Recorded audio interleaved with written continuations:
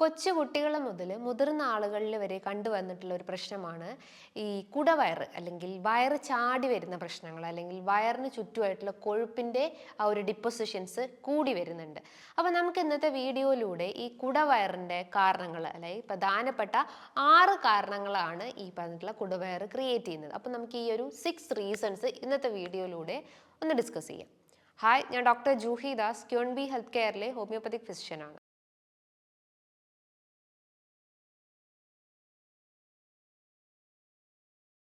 നമ്മൾ അമിതമായിട്ട് ഭക്ഷണം കഴിച്ചു കഴിഞ്ഞാൽ വയറ് വരും അല്ലെങ്കിൽ കുടവയറ് വരും എന്ന് കേൾക്കാറുണ്ട്. പക്ഷെ നമ്മൾ കഴിക്കുന്ന ഭക്ഷണം അതിന് ഡിപ്പെൻഡഡ് ആണ്.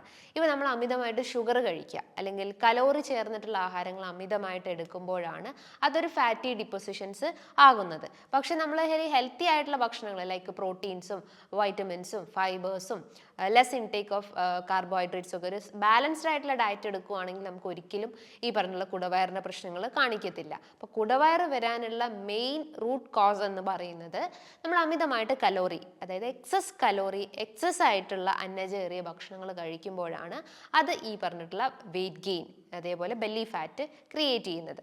എക്സസ് ആയിട്ടുള്ള കലോറി എന്ത് ചെയ്യും? നമ്മുടെ ബോഡി അതിനെ ഊർജ്ജമാക്കാതെ ഫാറ്റാക്കി ബോഡി കൺവേർട്ട് ചെയ്യുന്നു. പിന്നീടുള്ള ആവശ്യങ്ങൾക്ക് വേണ്ടിയിട്ട് ഫാറ്റാക്കി കൺവേർട്ട് ചെയ്യപ്പെടുന്നു. ആ ഫാറ്റിനെ ബോഡിക്ക് എവിടെയെങ്കിലും ഒന്ന് സ്റ്റോർ ചെയ്ത് വെക്കണം. അങ്ങനെ ഒരു പ്ലേസ് എടുക്കുന്നതാണ് നമ്മുടെ വയറിൻ്റെ ഭാഗം, especially lower part of the abdomen, അതായത് വിസറൽ ഏരിയാസ് മീൻസ് നമ്മുടെ ഓർഗൻസിന് ചുറ്റുമായിട്ട്. ലിവറിന് ചുറ്റുമാവാം, ചിലപ്പോൾ അത് പാൻക്രിയാസിന് ചുറ്റുമാവാം, അല്ലെങ്കിൽ ആമാശയത്തിന് ചുറ്റുമാവാം. അങ്ങനെ ഏതെങ്കിലും ഒരു ഓർഗൻസിൻ്റെ ഏരിയാസ് ചൂസ് ചെയ്തിട്ട് അവിടെ പോയിട്ട് ഈ ഫാറ്റ് ഡിപ്പോസിറ്റ് ചെയ്ത് വെക്കുന്നു പിന്നീടുള്ള ആവശ്യങ്ങൾക്ക് വേണ്ടിയിട്ട്. പക്ഷേ ഈ ഫാറ്റ് ഡിപ്പോസിഷൻസ് എക്സസ് ആകുമ്പോഴാണ് അതൊരു കണ്ടീഷൻസ് ആയിട്ട് പറയുന്നത്. ലൈക്ക് ഫാറ്റി ലിവർ എന്ന കണ്ടീഷൻസ് എന്താണ്? നമ്മൾ അമിതമായിട്ട് കലോറി ആഹാരങ്ങൾ കഴിക്കും. ആ കലോറിയിൽ നിന്നും അതിനെ ഊർജ്ജം ആക്കാതെ അതിനെ കൂടുതൽ ഫാറ്റ് കൺവേർട്ട് ചെയ്തിട്ട് ഈ ഫാറ്റി ലിവറിൻ്റെ കണ്ടീഷൻസിലേക്ക് ലീഡ് ചെയ്യുന്നു, അല്ലെങ്കിൽ ലിവറിന് ചുറ്റുമായിട്ടും കൊഴുപ്പ് അടിഞ്ഞു കൂടുന്നു. അതേപോലെ പാൻക്രിയാസിന് ചുറ്റും അടിഞ്ഞു കൂടുന്നതിനെ നമ്മൾ എന്ത് പറയും? ഡയബറ്റിസ് എന്ന കണ്ടീഷൻസ്. ഓവറിക്ക് ചുറ്റുമാണെങ്കിലോ അതിന് PCOD എന്ന കണ്ടീഷൻസ്. അപ്പം ഒരു ഓർഗൻസ് അത് ചൂസ് ചെയ്യുന്നു, അതിന് നമ്മൾ ഓരോ നെയിംസ് ഇട്ട് വിളിക്കുന്നു. അതിന് ഓരോ സിംറ്റംസ് ആയിട്ടും അല്ലെങ്കിൽ ഓരോ അസുഖങ്ങളായിട്ടും നമ്മൾ പറയപ്പെടുന്നുണ്ട്. അപ്പോൾ ഈ ഓർഗൻസിന് ചുറ്റുമായിട്ട് ഇത് അടിഞ്ഞു കൂടുമ്പം ആ ഓർഗൻസിന്റെ ഫംഗ്ഷനിങ് തകരാറിലാവും. ഇപ്പോൾ കിഡ്നിക്ക് ചുറ്റും അടിഞ്ഞു കൂടി കഴിഞ്ഞാൽ കിഡ്നി ഫംഗ്ഷനിങ് ഡാമേജ് അല്ലെങ്കിൽ കിഡ്നിയിൽ ഡാമേജസ് വന്നിട്ട് കിഡ്നി ഫെയിലർ ഉണ്ടാവും. അങ്ങനെ ഓരോ കണ്ടീഷൻസ് ആയിട്ട് രൂപപ്പെടാവുന്നതാണ്. പക്ഷേ ഇതിൻ്റെ ഒരു ഗുഡ് ക്വാളിറ്റി എന്ന് പറയുമ്പോൾ, അല്ലെങ്കിൽ ഒരു ഫാറ്റിൻ്റെ ഗുഡ് ക്വാളിറ്റി ഉണ്ട്. ഇപ്പോൾ നമ്മൾ ഓർഗൻസിന് ചുറ്റുമായിട്ട് ഇത് അടിഞ്ഞു കൂടുന്നതെന്ന് പറഞ്ഞു. അപ്പോൾ ഒരു ഫാറ്റ് എന്ന് പറയുമ്പോൾ ഒരു പ്രൊട്ടക്റ്റീവ് ബാരിയർ ആണ്.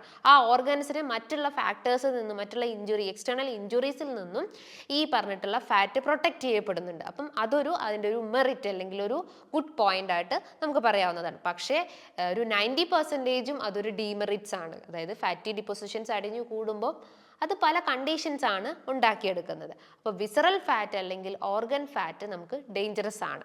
പക്ഷേ നമ്മൾ അമിതമായിട്ട് നമ്മൾ ഭക്ഷണം എടുത്തു കഴിഞ്ഞാൽ അല്ലെങ്കിൽ ഭക്ഷണത്തിൽ ഈ കലോറി ആഹാരങ്ങളൊക്കെ എടുക്കുമ്പോഴാണ് ആ ബുദ്ധിമുട്ടുകൾ ക്രിയേറ്റ് ചെയ്യുന്നത്. ഇനി ഈ ഒരു ബെല്ലി ഫാറ്റിൻ്റെ മെയിൻ റീസൺസ് അല്ലെങ്കിൽ ഒന്ന് ഞാൻ പറഞ്ഞു കലോറി, അതേപോലെ തന്നെ നിങ്ങൾ ട്രാൻസ് ഫാറ്റ് ചേർന്നിട്ടുള്ള ഭക്ഷണങ്ങൾ കഴിക്കുന്നത്. അപ്പോൾ ചിന്തിക്കും, എന്താ ഇപ്പോൾ ട്രാൻസ് ഫാറ്റ്? നമ്മൾ കഴിക്കുന്ന എന്തിലാണ് ഇപ്പോൾ ട്രാൻസ് ഫാറ്റ് ഉണ്ടാവുന്നത് എന്ന് ചിന്തിക്കാറുണ്ടാവും. ട്രാൻസ് ഫാറ്റ് എന്താണെന്ന് നമുക്ക് ആദ്യം ഒന്ന് എക്സ്പ്ലെയിൻ ചെയ്യാം. നമ്മളെ നോർമൽ വെജിറ്റബിൾ ഓയിൽസിൻ്റെ അകത്തേക്ക്, ലൈക്ക് സൺഫ്ലവർ ഓയിലോ അല്ലെങ്കിൽ മസ്റ്റാർഡ് ഓയിലോ അങ്ങനെ എന്തെങ്കിലും വെജിറ്റബിൾ ഓയിൽസിൻ്റെ അകത്തേക്ക് ഹൈഡ്രജൻ അയോൺസ് ആഡ് ചെയ്യുന്നു, അല്ലെങ്കിൽ ഹൈഡ്രജനേഷൻ ഓഫ് ഓയിൽസ്, അതിനെയാണ് നമ്മൾ ഹൈഡ്രജനേറ്റഡ് ഓയിൽസിനെയാണ് നമ്മൾ ട്രാൻസ് ഫാറ്റ് എന്ന് പറയുന്നത്. ഈ ഹൈഡ്രജൻ അയോൺസ് ആഡ് ചെയ്യുമ്പം ഈ വെജിറ്റബിൾ ഓയിൽസിൽ പ്രസൻറ്റ് ചെയ്തിട്ടുള്ള ഹെൽത്തി ഫാറ്റ്സ് എന്ത് ചെയ്യും? ട്രാൻസ് ഫാറ്റ് എന്ന അൺഹെൽത്തി ഫാറ്റിലേക്ക് കൺവേർട്ട് ചെയ്യപ്പെടുന്നു. ഈ ട്രാൻസ് ഫാറ്റ് എന്ത് ചെയ്യും? നമ്മുടെ രക്തക്കുഴലുകളിൽ, അപ്പോൾ ഉദാഹരണം പറയുകയാണെങ്കിൽ നമ്മളെ ഹാർട്ടിലുള്ള രക്തധമനികൾക്ക് ബ്ലോക്കേജ് ഉണ്ടാക്കി ഹാർട്ട് ബ്ലോക്കും കാർഡിയക് അറസ്റ്റ്, മയോകാർഡിയൽ ഇൻഫെക്ഷൻസ് പോലത്തെ ബുദ്ധിമുട്ടുണ്ടാവും. ബ്രെയിനിൽ എത്തിക്കഴിഞ്ഞാൽ ബ്രെയിൻ വെസൽസ് ഡാമേജ് ആക്കി സ്ട്രോക്ക്, പാരാലിസിസ് പ്രശ്നം ഉണ്ടാവും. ലിവറിൽ എത്തിക്കഴിഞ്ഞാൽ ഫാറ്റി ലിവർ, ഓവറീസിൽ എത്തിക്കഴിഞ്ഞാൽ PCOD, യൂട്രസിൽ എത്തിക്കഴിഞ്ഞാൽ യൂട്രൈൻ ഫൈബ്രോയിഡ് പ്രശ്നങ്ങൾ, എൻഡോമെട്രിയോസിസ്, തൈറോയിഡ് ഇഷ്യൂസ്. അങ്ങനെ ഓരോ സർക്കുലേഷൻസിലും ഇത് ബ്ലോക്കേജ് ക്രിയേറ്റ് ചെയ്തിട്ട് ഓർഗൻ ഫെയിലിയറും കംപ്ലീറ്റ് ആയിട്ടുള്ള കൊളാപ്സും ഉണ്ടാവാനുള്ള സാധ്യത ഉണ്ട്. ട്രാൻസ് ഫാറ്റ് മീൻസ് നിങ്ങൾ കഴിക്കുന്ന ബേക്കറി പലഹാരങ്ങൾ അല്ലെങ്കിൽ പേക്ക്ഡ് ആയിട്ടുള്ള ആഹാരങ്ങളിലൊക്കെയാണ് ട്രാൻസ് ഫാറ്റ് കൂടുതലായിട്ടും ആഡ് ചെയ്തിട്ടുള്ളത്. അപ്പോൾ ഇനി തൊട്ട് നിങ്ങൾ ട്രാൻസ് ഫാറ്റ് ചേർന്നിട്ടുള്ള ആഹാരങ്ങൾ കുറയ്ക്കുക. നിങ്ങൾക്കൊരു പാക്കറ്റ് എടുത്ത് നോക്കിക്കഴിഞ്ഞാൽ അല്ലെങ്കിൽ ഒരു ഫുഡ് പ്രൊഡക്റ്റിൻ്റെ പാക്കറ്റിൻ്റെ പിന്നിൽ സൈഡിൽ നമുക്ക് കാണാവുന്നതാണ് ട്രാൻസ് ഫാറ്റ് ഇത്ര എമൗണ്ട് എന്ന് പറഞ്ഞിട്ട്. അതൊരു അൺഹെൽത്തി ഫാറ്റ് ആണ്. Second thing, less fibre intake. Fibres എന്ന് പറയുമ്പോൾ നമ്മുടെ ദഹന പ്രക്രിയ ഇംപ്രൂവ് ചെയ്യാൻ സഹായിക്കുന്നതാണ്. ഇപ്പം കോൺസ്റ്റിപ്പേഷൻ ഉള്ള ആളുകളോട് നമ്മൾ മെയിനായിട്ടും പറയുന്നത് ഫൈബർ അടങ്ങിയിട്ടുള്ള ആഹാരങ്ങൾ കഴിക്കണം, എന്നാലേ ഉള്ളൂ നമ്മുടെ ബബൽ മൂവ്മെന്റ്സ് ഇംപ്രൂവ് ചെയ്യാൻ പറ്റത്തുള്ളൂ. അപ്പോൾ ഫൈബർ അടങ്ങിയിട്ടുള്ള ആഹാരങ്ങൾ കഴിച്ചു തുടങ്ങാൻ ശ്രമിക്കുക. എന്നാൽ ഈ ഫൈബറിന്റെ അളവ് കുറയുമ്പോഴാണ് ഈ ബുദ്ധിമുട്ടുകൾ, ഫാറ്റി ഡിപ്പോസിഷൻസ് ഉണ്ടാവുന്നത്. ഫൈബർ നമ്മുടെ ശരീരത്തിലെ വിശപ്പ് കൺട്രോൾ ചെയ്യുന്നു, ഫാറ്റിനെ അലിയിച്ച് കളയാൻ സഹായിക്കുന്നു, വെയിറ്റ് നിയന്ത്രിക്കുന്നു. അങ്ങനെ പല ഫാക്ടേഴ്സും ബബൽ മൂവ്മെന്റ്സ് ഇംപ്രൂവ് ചെയ്തിട്ട് കോൺസ്റ്റിപ്പേഷൻ റെഡ്യൂസ് ചെയ്ത് കൊണ്ടുവരുന്നുണ്ട്. അതായത് ഫൈബേഴ്സ് എന്ന് പറയുമ്പോൾ നമ്മളെ കുടലിൽ ഒരു ചൂല് പോലെ ആക്ട് ചെയ്യുന്നുണ്ട്. ഒരു ലാക്സേറ്റീവ് അല്ലെങ്കിൽ ഒരു ക്ലെൻസിങ് ഏജന്റ് ആയിട്ട് വർക്ക് ചെയ്യുന്നതാണ് ഫൈബേഴ്സ് എന്ന് പറയുന്നത്. ഈ ഫൈബറിന്റെ അളവ് കുറയുമ്പോഴാണ് നമുക്ക് മലബന്ധമായിട്ടും പല ഗ്യാസ്ട്രിക് കംപ്ലയിൻസും ക്രിയേറ്റ് ചെയ്യുന്നത്. അതേപോലെ ബെല്ലി ഫാറ്റ് പ്രശ്നങ്ങളൊക്കെ ഉണ്ടാകുന്നത്. അപ്പോൾ ഫൈബർ ഇല്ലാത്ത ആഹാരങ്ങളാണ് ഈ ആട്ട, മൈദ, റവ. പിന്നെ നമ്മൾ ഇപ്പോൾ ഫ്രൂട്ട് ജ്യൂസസ് ഒക്കെ ആണെങ്കിൽ, ഫ്രൂട്ട്സ് ഒക്കെ ആണെങ്കിൽ ജ്യൂസ് ആക്കി കുടിക്കുന്നത്, അതൊക്കെ ഫൈബർ നഷ്ടപ്പെടുത്തിയിട്ട് നമ്മൾ ജ്യൂസി ഫോം ആക്കി കുടിക്കുമ്പം കണ്ടീഷൻസ് റേസ് ആവാനുള്ള ചാൻസസ് ഉണ്ട്. അപ്പോൾ ഫൈബർ അടങ്ങിയിട്ടുള്ള ആഹാരങ്ങൾ കഴിക്കാം. അതിപ്പോൾ സോല്യബിളും ഇൻസോല്യബിൾ ഫൈബേഴ്സും എടുക്കാം. സോല്യബിൾ ഫൈബേഴ്സിൽ നിങ്ങൾക്ക് എന്ത് കഴിക്കാം? ഓട്സ്, ബാർലി, ദെൻ മറ്റുള്ള ഫ്രൂട്ട്സും വെജിറ്റബിൾസും ഒക്കെ സോല്യബിൾ ഫൈബേഴ്സ് ആണ്. ഇൻസോല്യബിൾ ഫൈബേഴ്സിൽ ബ്രൗൺ റൈസ് കഴിക്കാവുന്നതാണ്. അതേപോലെ തന്നെ വീറ്റ് റിച്ച് ആയിട്ടുള്ള ആഹാരങ്ങളൊക്കെ കഴിക്കാവുന്നതാണ്. അപ്പോൾ ഫൈബർ, ലെസ് ഫൈബർ ഇൻടേക്ക് ഒരു second cause of belly fat അല്ലെങ്കിൽ കുടവയർ എന്ന് പറയും. ഇനി തേർഡ് തിങ്ങിൽ ഫ്രക്ടോസ് എന്ന് പറയുമ്പോൾ മധുരമാണ്. മധുരം ഇൻ ദ സെൻസ് നമ്മൾ കഴിക്കുന്ന ഫ്രൂട്ട്സിലും വെജിറ്റബിൾസിലും ഒക്കെ അത് അടങ്ങിയിട്ടുണ്ട്. പക്ഷെ നമ്മൾ അതിനെ ഒരു കൺവേർട്ടഡ് ഫോമിൽ അല്ലെങ്കിൽ കുറച്ചുകൂടി മോഡിഫൈഡ് ഫോമിലേക്ക് എടുക്കുമ്പോഴാണ് കണ്ടീഷൻസ് റേസ് ആവുന്നത്. ഇപ്പം നമ്മൾ ഫ്രൂട്ട് ജ്യൂസസ് ആക്കി കുടിക്കുമ്പോഴാണ് അത് ഫ്രക്ടോസിലേക്ക് കൺവേർട്ട് ചെയ്തിട്ട് ഷുഗർ ഡിപ്പോസിഷൻസും ഫാറ്റി ഡിപ്പോസിഷൻസും ക്രിയേറ്റ് ചെയ്യുന്നത്. അപ്പോൾ ഫ്രൂട്ട്സ് ഒക്കെ മാക്സിമം അങ്ങനെ തന്നെ കഴിക്കുക, അല്ലെങ്കിൽ സാലഡ് ഫോമിലൊക്കെ കഴിക്കാൻ ശ്രമിക്കുക. ഹണിയാണ് ഏറ്റവും കൂടുതൽ ഫ്രക്ടോസ് അടങ്ങിയിട്ടുള്ളത്. അപ്പം നമ്മൾ ഡയബറ്റിസ്, ഫാറ്റി ലിവർ അങ്ങനത്തെ പല കണ്ടീഷൻസ് ഉള്ള ആളുകളായാലും പഞ്ചസാരയ്ക്ക് പകരമായിട്ട് നമുക്ക് ഹണി എടുക്കാൻ പറ്റുമോ എന്ന് ചോദിച്ചു കഴിഞ്ഞാൽ എടുക്കാൻ പറ്റത്തില്ല. ഈക്വൽ കലോറീസ് തന്നെയാണ് രണ്ടിലും അടങ്ങിയിട്ടുള്ളത്. അപ്പോൾ അത് കൺട്രോൾ ചെയ്ത് ഉപയോഗിക്കുക. പക്ഷെ നിങ്ങൾക്ക് വേറെ കണ്ടീഷൻസ് ഒന്നുമില്ല, നിങ്ങൾക്ക് യൂസ് ചെയ്യാവുന്നതാണ്. പക്ഷെ അത് ഇറ്റ് മസ്റ്റ് ബി കൺട്രോൾഡ്.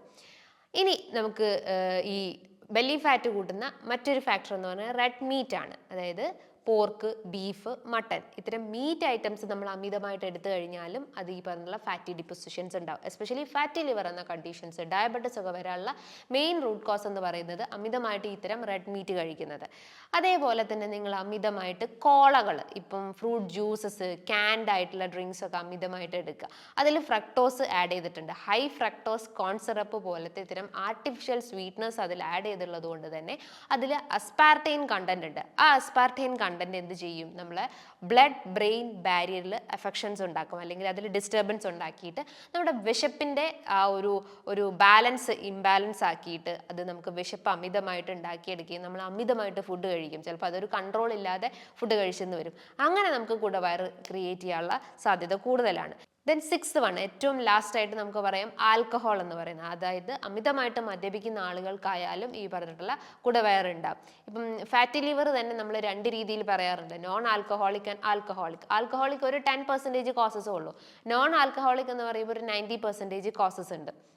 അപ്പം ആൽക്കഹോൾ എന്ന് പറയുന്നത് ഒരു എംപ്റ്റി കലോറിയാണ്. അത് നമ്മൾ അമിതമായിട്ട് എടുത്തു കഴിഞ്ഞാൽ, ഈ കലോറി അമിതമായിട്ട് എടുത്തു കഴിഞ്ഞാൽ ഫാറ്റായി കൺവേർട്ട് ചെയ്യപ്പെടുകയും ബോഡിയിൽ ഫാറ്റി ഡിപ്പോസിഷൻസ് ഉണ്ടാവും. ബെല്ലി ഫാറ്റും കുടവയറിൻ്റെ പ്രശ്നങ്ങളും ഒബേസിറ്റി ഉണ്ടാവാനുള്ള സാധ്യത ഉണ്ട്. അതേപോലെ തന്നെ ഈ ആൽക്കഹോൾ നമ്മൾ അമിതമായിട്ട് എടുത്തു കഴിഞ്ഞാൽ ലിവറിൽ ഇൻഫ്ലമേഷൻസ് ഉണ്ടാക്കിയിട്ട് സിറോസിസ്, ലിവർ ചുരുങ്ങി പോകുന്ന അവസ്ഥകൾ വരെ ഉണ്ടാവാനുള്ള സാധ്യതയുണ്ട്. അപ്പോൾ ഞാൻ ഈ പറഞ്ഞിട്ടുള്ള 6 ഫാക്ടേഴ്സാണ് നമ്മുടെ ശരീരത്തിലെ ബെല്ലി ഫാറ്റ് അല്ലെങ്കിൽ കുടവയറിൻ്റെ പ്രശ്നങ്ങൾ, അബ്ഡോമിനൽ ഫാറ്റ് ഇൻക്രീസ് ചെയ്യുന്നതിൻ്റെ റീസൺസ് എന്ന് പറയുന്നത്. അപ്പോൾ ഭക്ഷണം കൃത്യമായിട്ട് ക്രമീകരിക്കുക, ബാലൻസ്ഡ് ആയിട്ട് കൊണ്ടുവരിക, ഡയറ്റും അതേപോലെ എക്സസൈസും ഇതിനോടൊപ്പം ഫോളോ ചെയ്യാൻ ശ്രമിക്കുക. ഡയറ്റ് എന്ന് പറയുമ്പോൾ കംപ്ലീറ്റ്ലി ഈ പറഞ്ഞിട്ടുള്ള ഓയിലി, സ്പൈസി, അമിതമായിട്ട് കാർബോഹൈഡ്രേറ്റ്സ് എടുക്കുന്നുണ്ടെങ്കിൽ ഒഴിവാക്കുക. പ്രോട്ടീൻസും ഫൈബേഴ്സും വൈറ്റമിൻസും ദെൻ ലോ കാർബ് ഡയറ്റ് ആണ് മെയിൻലി നമ്മൾ ഫോളോ ചെയ്യേണ്ടത്. പിന്നെ നിങ്ങൾക്ക് ഇൻ ബിറ്റ്വീൻ ഇന്റർമീഡിയറ്റ് ഫാസ്റ്റിങ്സ് ചെയ്യാം. അതൊക്കെ നമ്മുടെ ശരീരത്തിലെ ഫാറ്റിനെ ബേൺ ചെയ്യാൻ ഹെൽപ്ഫുൾ ആണ്. പിന്നെ ഫൈബർ അടങ്ങിയിട്ടുള്ള അത്യാവശ്യം ഫ്രൂട്ട്സും വെജിറ്റബിൾസും കഴിക്കുക. നട്ട്സ്, സീഡ്സ് ഒക്കെ സമയത്തിന് കഴിക്കാൻ ശ്രമിക്കുക. ഒരു 11 മണിക്കോ വൈകിട്ട് 4 മണിക്കോ കഴിക്കാവുന്നതാണ്. പിന്നെ നിങ്ങൾക്ക് ചെറിയ മത്സ്യങ്ങൾ, മുട്ട, മീൻ പോലത്തെ ആഹാരങ്ങളൊക്കെ ഉൾപ്പെടുത്താവുന്നതാണ്. അതേപോലെ തന്നെ ബ്രൗൺ റൈസ് കൂടുതലായിട്ട് ഉൾപ്പെടുത്തുക. സാലഡ് ഫോമിൽ നമുക്ക് കൂടുതൽ വെജിറ്റബിൾസും ഫ്രൂട്ട്സും കഴിക്കുകയാണെങ്കിൽ കുറച്ചുകൂടി ഹെൽത്തിയാണ്. ഗ്ലൈസമിക് ഇൻഡെക്സ് കുറഞ്ഞിട്ടുള്ള ഫ്രൂട്ട്സും വെജിറ്റബിൾസും ഫോക്കസ് ചെയ്യാൻ ശ്രമിക്കുക. സോ ഈ പറഞ്ഞിട്ടുള്ള കാര്യങ്ങൾ കൃത്യമായിട്ട് ഫോളോ ചെയ്യാൻ ശ്രമിക്കുക. ഇതുമായി ബന്ധപ്പെട്ട് നിങ്ങൾക്ക് എന്തെങ്കിലും ഡൗട്ട്സ് ഉണ്ടെങ്കിൽ താഴെ കാണുന്ന നമ്പറിൽ കോൺടാക്ട് ചെയ്യാവുന്നതാണ്. നല്ലൊരു ഹെൽത്ത് ടോപ്പിക്കുമായി വീണ്ടും കാണാം. താങ്ക്